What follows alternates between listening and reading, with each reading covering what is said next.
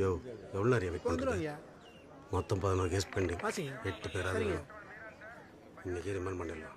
எத்தனை உருப்படி தேர்வுன்னு தெரியலையா? வரட்டும் பார்ப்போம். என்னையா எவ்வளோ நேரம் ஆக்குறாங்க? வந்துடுவாங்க ஐயா ஜெயிலு சார். நான் வரட்டுமா? எப்படி ஐயா ஜெயிலு சார், நானே பேசுகிறேன். ஐயா நீதா நீங்க அப்படி நில்லு.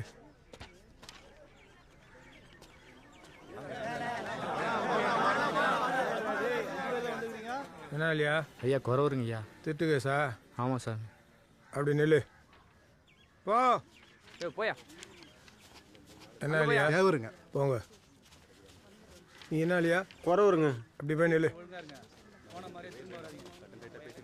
என்ன இல்லையா? போகலாம். என்ன இல்லையா? ஐயா நான் இருளருங்க ஐயா, என் மேலே பொய் கேஸ் போட்டாங்க ஐயா.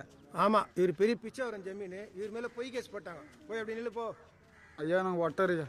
போ வரோம். போ. நீ என்ன இல்லையா? குறவருங்க. அங்கே போய் நில்லு. போ. கவுண்டருங்க. நீ போகலாம். நாயுடு சார். போ. முதலாருங்க. போங்க. நீ என்ன இல்லையா? குறவர். அப்படி போய் நில்லு. போ. ஏன் சார் இவங்கெல்லாம் கூட்டும் போக யாரும் இல்லை? அண்ணாதீங்களா? அப்படியும் சொல்லலாம். இப்படியும் சொல்லலாம். இப்போ பாருங்க, மொத்தம் 12 உருப்படி, 6 குறவாசு, 4 இருளாசு, 2 ஒற்று. மற்றவங்க கண்ணில் படுறதுக்கு முன்னால் சீக்கிரம் கூட்டிகிட்டு கிளம்புங்க. சார் நிறையா பெண்டிங் கேஸ் இருக்குது சார், நாங்கள் ஒரு 6 பேராக எடுத்துக்கிறோம் சார். சார் எங்களுக்கு தான் சார் ப்ரெஷர் இருக்கு. இன்ஸ்பெக்டர் நேரில் வந்திருக்கார் சார், ப்ரொமோஷன் லிஸ்ட்டில் இருக்கார் சார். பெண்டிங் கேஸ்லாம் சீக்கிரம் முடிக்கணும் சார். சார் நாங்களும் அதிகாரிக்கு பதில் சொல்லி ஆகணும். ஈக்குவலாக பிரிங்க. ஒரு ஆள் மேலே ஒரு கேஸ் தான் போடணும்னு சட்டம் இருக்கான்னா? தலைக்கு 2 கேஸை போட்டு விடுங்க. எவன் வந்து கேட்க போகிறான்? ஆமாம் ஆமாம், சொன்னோன்னே அப்படியே ஒத்துக்கு போகிறாங்க.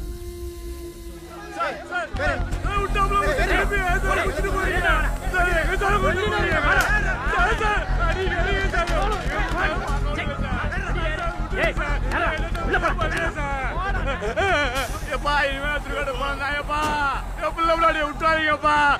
பரிசுக்காரங்க என்ன வாழ போறாங்க. ஐயா என் பிள்ளை